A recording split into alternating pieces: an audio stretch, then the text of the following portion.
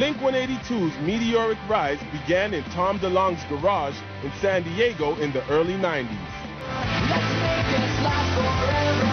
Their celebration of idiocy and unabashed honesty made them heroes for an entire generation of jackasses. But we're like the Navy SEALs of punk rock, you know? I don't think we want to be idols to anybody or like figures for people to look up to. We just want to play music and make people happy. The follow-up to Enema of the State was Take Off Your Pants and Jacket. It's kind of like a joke about masturbation, but it also can mean, you know, just take off your pants and your jacket.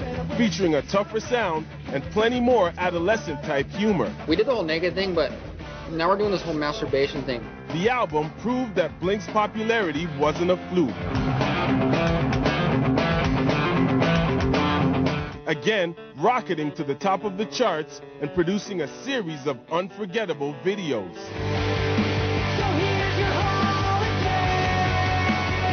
That video was the raddest video, I thought. I thought it was so cool. And I'm glad that we got to be a band that did it, you know? I wrote the song specifically about a day when I was 18 years old, sitting in my driveway, and my parents, my whole family broke on that day. I don't know, I went through a heavy one when I was 18. My parents went through this crazy thing, and so I wrote the song, and I just know, you know, at least in the States, you know, 50% of all families break up, and they go through something crazy like that, so I was thinking, hey, there's going to be a lot of people that can relate to this, and they're probably going through the same thing. Despite their explosive popularity, Mark, Tom, and Travis have pulled off the difficult feat of remaining humble and true to their dedicated fan base. We've been very lucky in our lives, and we've been very blessed, and we've had a lot of really great opportunities, and if we can do something to help other people, then we will. In 2003, they announced the Dollar Bill Club Tour, which took them across the country playing intimate venues to show their appreciation for their most hardcore fans. The price of each ticket, $1. That's like why we started being in the band in the first place, is to play live music, and especially on this tour where you come back into these small clubs and you just feel the energy. It's so immediate. You start playing songs and the people are right there. You can see their faces. It's not like so much separation. It's a lot more personal. It's a lot more immediate. I love it. Following a non-stop blitz of touring and publicity that lasted years, the band decided for the first time to spend some time apart and concentrate on other pursuits. I'm so sick of fights. I hate them. Mark spent more time with his newborn son, while Tom and Travis explored a darker sound with the side project, Boxcar Racer.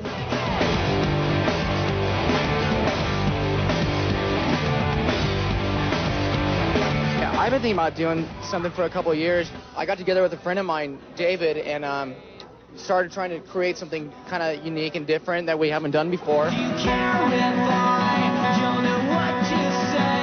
Will you sleep tonight? Will you think of me? The message behind the band, you know, everything's totally different. It is a lot darker, and it is about different stuff, but, you know, it's a side of me that I haven't really had a chance to write about, so it was actually a lot of fun at the same time, you know? In addition to this, Travis worked on The Transplants with Rancid's Tim Armstrong, striking gold with their debut album. I think I've proved it to everyone. I went from playing in Blink, who sold millions of records, to doing band tours with the Transplants. You know what I mean? And like getting paid $400 a show or something. You know what I mean? We did our first 2 tours for free. So it's definitely not about money for me. It's about music. You know what I mean? They also concentrated on their vast merchandising empire. Beyond the typical variety of band paraphernalia available on their website, Mark and Tom run loserkids.com, bringing together cool clothing and up-and-coming music. Loserkids.com, it's like an online skate shop.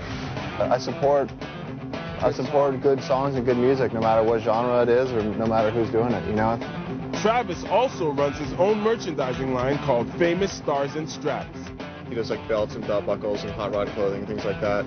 2004's self-titled album represented a shift from the goofy sense of humor that marked their previous efforts. If anything, our band's grown. Like, you know, when I first got in the band, Tom and Mark only listened to punk rock music. You know what I mean? And now, I mean, I think this is the best representation, like this new record. And it shows that I think everyone's just super into music more than we ever have. Like it's like a rebirth of our band. It feels, I don't know, it feels fresh now. You know what I mean? It's fun again, and like We're doing it because of music, not because some idiots, you know, shining down on you talking about numbers. You know what I mean?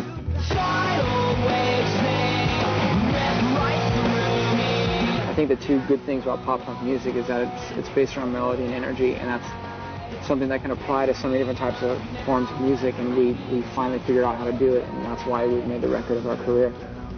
I just made the best record a band has ever made, ever. We're still the same Blink, just there's times where the music's a little bit more evolved.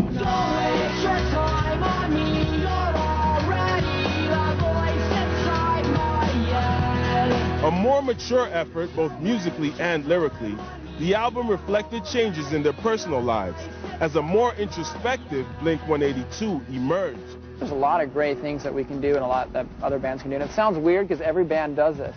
I think when they get to a certain point, like, that's why you hear like the Beastie Boys talking about so many, you know, things that are important. Yeah. But that's what's rad. We're just really lucky and really stoked to be playing where we're playing and in front of the people that we're playing in front of. I mean, sometimes it's really tiring, and sometimes we're getting sick and we don't feel like touring, you know.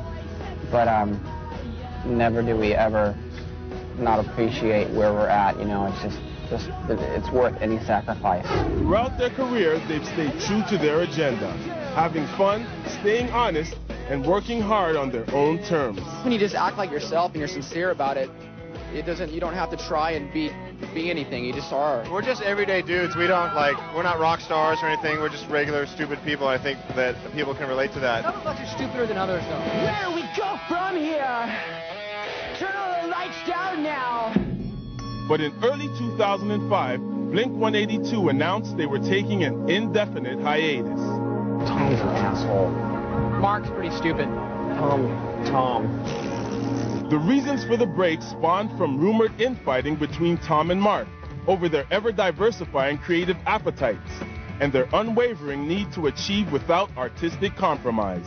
I think we're good people, and I think our band, and we all have our issues, I'm sure. Tom's newest offering, Angels and Airwaves, formed with members of Rocket from the Crypt and the Distillers, is prepping a new release, which they promise will be one of the greatest rock records ever.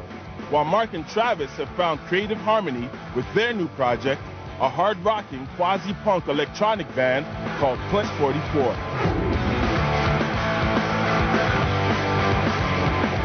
All we ever wanted was a chance to play music and be able to still make money and live our lives, you know? I'm scared, please show me how to fight this. God has a master plan. The reality is a band will get popular and disappear after a while, and maybe they'll stay popular for a few years or whatever. Mark, Tom, and Travis have risen over the years from the underground to the mainstream, constantly challenging themselves to be tighter, funnier, and smarter.